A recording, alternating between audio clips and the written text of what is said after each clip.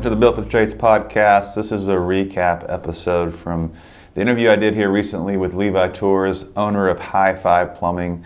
Man, what a great interview. It really gave me a whole new mindset on what it looks like to recruit in the trades and really help to curb the problem of not being able to find people in the trades, right? And so after that interview, we were talking a little bit more, and he was sharing that the recruiting efforts through social media is working so well that it's actually outperforming his marketing, and he has a waiting list for people to come to work for him there at High Five Plumbing. So that's pretty awesome. So in this recap, it's all about just pulling out one or two leadership principles that really stood out and just talking about how that applies to our day-to-day lives, business, family.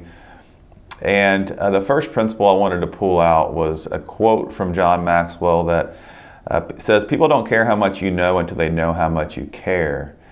And I'm not just talking about the High Five Cares program, which is a really great thing that they're doing there at High Five Plumbing, but it's really more about the way they onboard their team members and the way they help them build a vision board and set goals and really figure out what it is that they want to achieve in life. And then from there, working their way backwards and tying in their performance at work to their goals.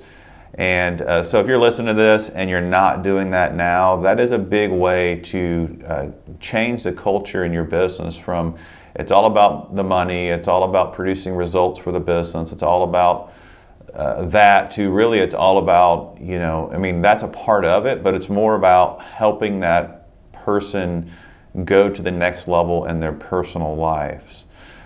We had talked briefly about how, when you're talking about leadership as influence, one of the greatest things we can do for people is to help them look into the future and set goals for themselves, because the reality is 99% of the people that come to work in my business has never set a goal in their life.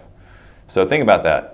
99% of people don't actually write down goals for their lives. If you do that, you're the top 1% that's really taking, their leadership to the next level. So that's the first thing I wanted to pull out from our conversation. The next thing is just the mindset of, if you're not into social, I get that, but it's almost like if you're not doing it now, you're already behind the times. And when we talk about leadership as influence, I liked how he talked about, I use social so I get the people to like us first. Like we wanted to get the new recruits to like who we are, like our culture. And then after that like factor, they start to know us more and they start to trust us more. So if somebody applies for his business on Indeed, he points them directly back to following them on social and check out who they are. And it not only builds that know, like, and trust factor, but it also starts to filter them to make sure that they're going to be a good fit for High Five Plumbing before they come to it. And so it really serves as a good tool. And I got to pull out one more. Besides that know, like, and trust factor, the last one here is just consistency. In our 4 stages of leadership, we talk about, in stage 3, it's all about production, all about leading by example, all about doing what you say you're going to do. And I think one of the easiest traps to fall into as a leader is to get excited about something, launch something new, run it for a week or two, implement it for a couple weeks, and then stop doing it.